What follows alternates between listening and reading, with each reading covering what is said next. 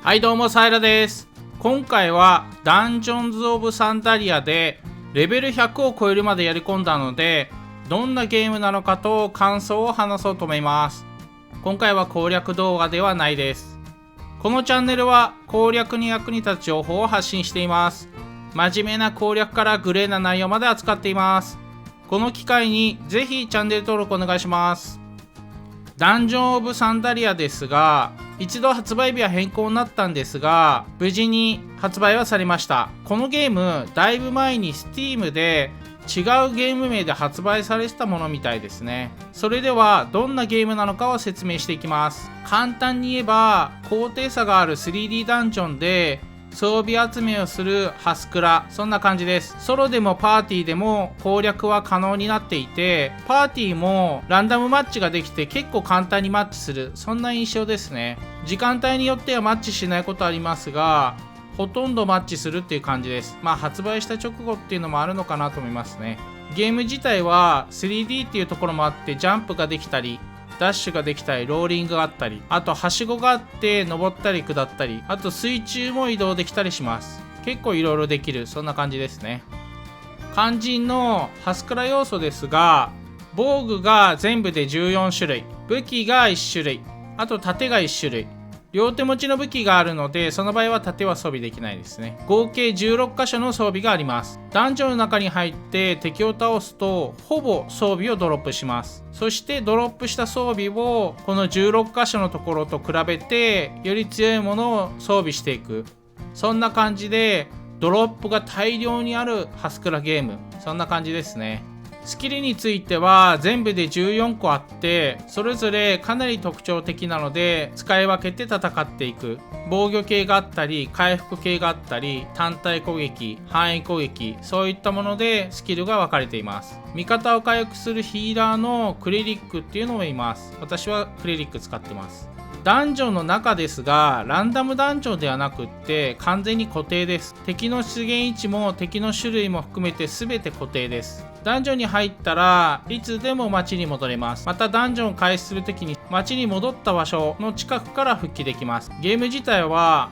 結構難しくってよく死ぬゲームなんですが、死んでもペナルティは何もなくって、近くのチェックポイントから完全な状態で復帰します。街に戻ってダンジョン復帰するときもこのチェックポイントっていうところから復帰する感じですね。レベルに関しては15までは体力が上がっていって、16以降は好きなステータスにポイントを振って強化していく、そんな感じになります。15までは体力が上がるだけって感じですかね。装備についてはレベル15までレベルに応じて強くなっていきます。それ以降は装備自体に星マークがついていくので、その星の数で強さが違うっていう感じですね。レベル100まで上げましたが、星は4までが最高でした。完璧な装備を作ろうとすると途方もない時間がかかるかなと思いますね。装備についてはクラフト要素も若干あります。使えるようになるのが相当先になると思うんですが、敵からもらえる、もしくは宝箱とかからもらえるアイテムを使ってクラフトしていくっていうことができます。レア度については結構あって、よくあるレジェンダリーが最高ではなくて、その上にエターナルっていうのがあります。エターナルが必ずしも強いかっていうと、レジェンダリーの下のエピックの方が強かったりするので、あくまでも強いものが出やすくなるっていう風に考えるといいと思います。あとは装備自体、ディアボロみたいにセット装備の概念も入っています。セット装備を集めつつかつ強い装備というと途方もない時間かかりそうですね。そんな感じでディアボロっぽいハスクラ要素が入っていて、 3D の高低差があるマップ、そういうゲームになっています。それではこのゲームの面白い点とダメな点をお話ししていこうと思います。まずは面白い点になります。ハスクラの醍醐味ともいえる装備、これが大量に手に入ります。なので着せ替えが楽しい、そういうところはあります。序盤とか一部の敵でお金しか出ないっていうのもあるんですが、基本的にはほぼ装備がドロップします。敵がよく他の敵を召喚したりとかもするんですが、そういう敵からもドロップするので、うまくやると無限に稼げるみたいなこともできるかもしれないですね。そういう大量ドロップなので、1回の冒険どこまでやるかもありますが、30個とか50個とか100個とか、そういう感じでドロップは普通にあります。レベルが上がっても強さはほぼ変わらず、体力しか増えないんですが、ドロップする装備がどんどん強くなってくるので、それによって強さも実感できるようになります。レベルが上がらなくても装備をいっぱい集めている中で強い装備って手に入るので、そういった楽しみはあります。手に入れた武器の攻撃力がガンと上がったりすると本当に一気に強くなります。次になります。死んでもペナルティ、デスペナですね。が一切ない点。これもいいと思います。ボスとの戦闘で勝てなくて死んでしまっても、手前のチェックポイントからすぐ復帰しますし、何度でも挑戦ができます。次です。パーティーを組む際にランダムマッチができるんですが、これが非常に簡単にできます。パーティー集めをしたりとか、何か別なところでコミュニケーションを取ってパーティー組むっていう必要もないので、ソロプレイヤーでも気軽にパーティー組めるっていうところは面白い点かなと思います。今度は逆にここがダメっていうところをお話していきます。一つ目ですが、まず一番ここがネックになると思うところですね。日本語対応していません。すべてが英語表記です。これが一番ダメですよね。この時点でやらない人が多くなっちゃうのかなと思います。ただ実際やってみると、英語が読めなくてもそんなに問題にならないですね。よほど全てを知りたいっていうことがなければ、ゲームをやる上でそんなに困ることはありませんでした。というのも、このゲームって人と話すことあんまりないんですね。任意で話しかけない限り会話することがなくって、細かい英語わからなくてもなんとかなっちゃいます。実際私がなんとかなりました。がっつりやり込んでくると、装備のステータスの上昇の効果とかそういったものを知りたくなってくるので、そういったものは翻訳ツールとか使ってもらえばいいレベルですね。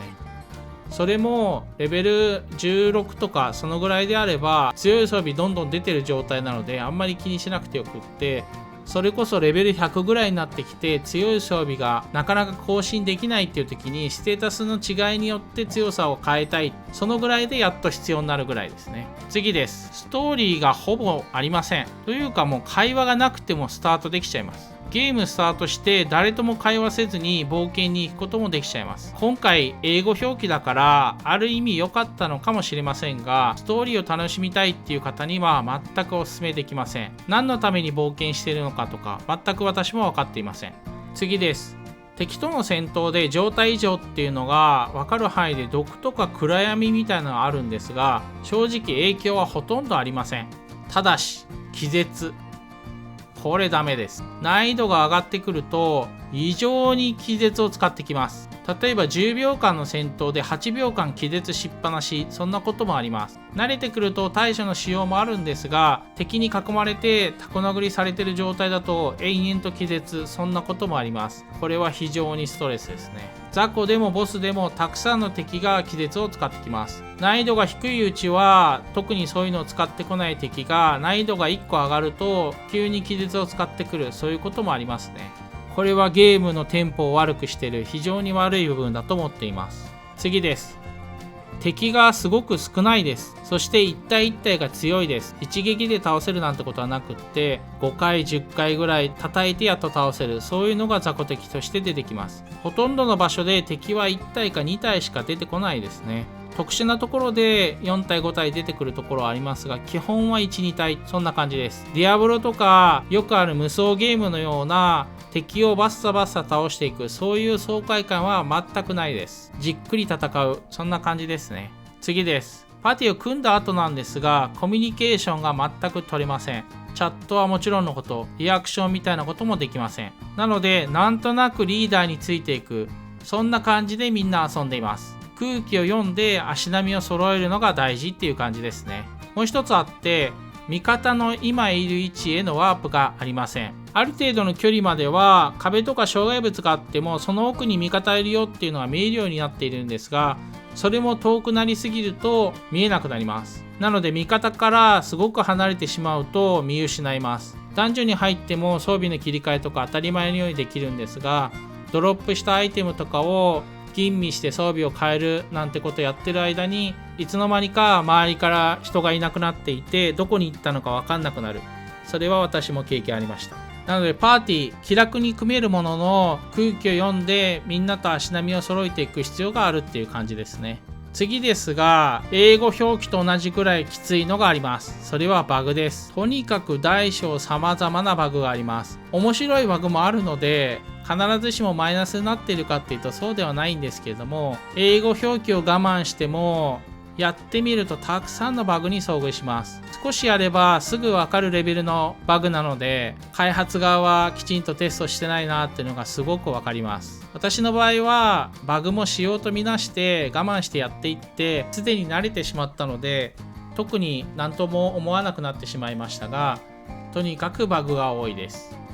バグの一例ですが、ダンジョンではなくて街の中で起きることで結構致命的なのがあります。お店で購入できるものがあるんですが、ここ今見えている通りページがあるんですね。2ページ目あってこう移動します。移動しません。こういうことが起きるんですね。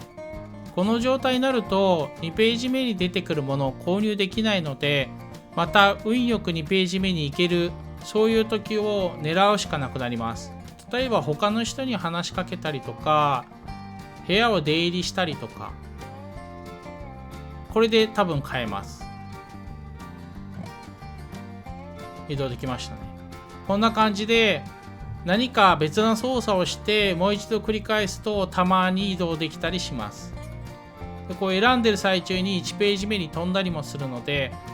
商品の購入の2ページ目以降っていう操作がなかなかできません。これはかなりストレスですね。今見えてるお店は発動するスキルのレベルを上げるお店になります。これで購入するとスキルが一気に強くなったりするので非常に重要なお店なんですが、2ページ目になかなか行けず、購入しようとしてカーソルを動かすと1ページ目に戻って購入できない、そういうことも多々あったので、これは運よく買えるまで頑張るしかないです。レベルによって買えるものが変わってきて、レベル14で全て購入終わるんで、それ以降についてはこのお店使うことがなくなるんですが、ここでの購入が一番ストレスでした。あとは人に話しかけると別の人との会話になることがあります。今この人ただ話しかけて終わりなんですが、こんな感じでこの人から購入できちゃうんですね。本当は話してる相手が違うんです。この人の売ってるアイテム、要するにこの人と話してるような感じでバグが起きます。あとはここにいない人に話しかけることができます。この下に名前が出てるんですが、この名前が変えられるんですね。これも酒場にいる人ですね。こういう感じで別の人に話しかけたりできます。今は街の中のお話でしたが、ダンジョンで言うとまず一つ、遠距離色の攻撃、遠距離攻撃は出せるんですが、これ射程無限ですね。バグではないのかもしれないですが、バランスはやっぱおかしいですよね。近距離については目の前を切るしかないんですが、遠距離色は画面上に敵が10レベルでも出現していたらそこに向かって攻撃すれば当たります。そして近づかれる前に倒せたりします。次ですが、ある程度強くなってくると雑魚敵無視してボスまで直行みたいなこと結構やるんですね。ただ敵を無視して移動していると、随分手前にいた敵からワープして強制的に敵の前に吸い寄せられることがあります。明らかに当たってないようなところで問答無用でワープする、そんな感じですね。場合によっては高低差あるところで敵が空中に浮かんでいて、そこにワープで飛ばされてそこから落下して死ぬ、そういうこともありますね。敵を無視して戦っていくとそういうバグに遭遇したりします。あくまでも一例ですが、このようにバグが非常に多いです。最初にも言ったんですが、 Steam で一度出たゲームでその時にもバグが多い、惜しいゲームみたいな感想が結構ありました。今回はそこからの再販っていうことでバグを直して再度の発売かと思ったんですが、治ってないですね。このメーカーは売るだけ売って逃げ切ると思います。前にあったアンセムを思い出しますね。ということでバグの修正は期待できません。バグが多いんですが修正は期待できませんというところもダメな点ですね。このゲーム以前に発売日を迎えても購入できないっていうことがあって、後日いつの間にか発売日を変更していました。その発売日変更についても何も説明がなくというところなので、ユーザー目線で何かをしてくれるメーカーではないっていうのは明確だと思います。これ以外にも本来行けない場所に行けてしまうとか、たくさんのバグがあります。進行不能になるバグもあるにはあるんですが、一度街に戻ってからダンジョンに復帰すればチェックポイントから復帰になるので回避はできます。